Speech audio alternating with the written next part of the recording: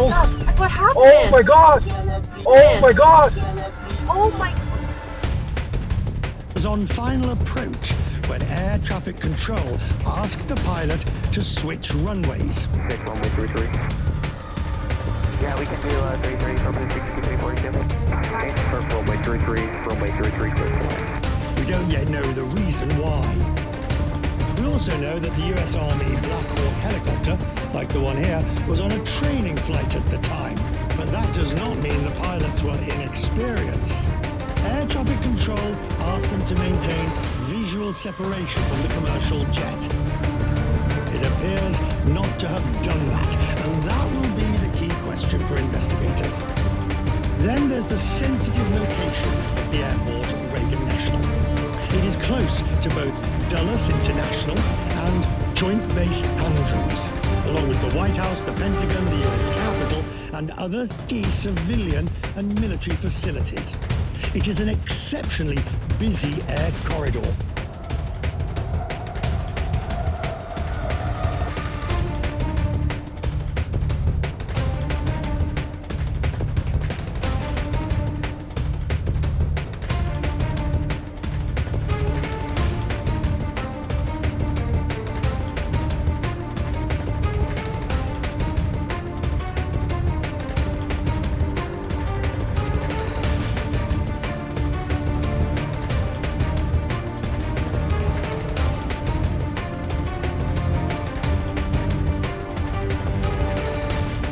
Fine if they're in the right locations and if they're not at the same levels. I mean, if a plane coming in is at 300 feet or 400 feet and a helicopter's training at 300 or 400 feet, why wouldn't they be up 500 feet higher? So I certainly want, and that to a certain extent is the air traffic controller. Mr. President, what's the air traffic? Wait, please, wait just a second. I feel like what happened last night was preventable. I do, yeah. Oh, absolutely. And obviously, that was something that should not have happened.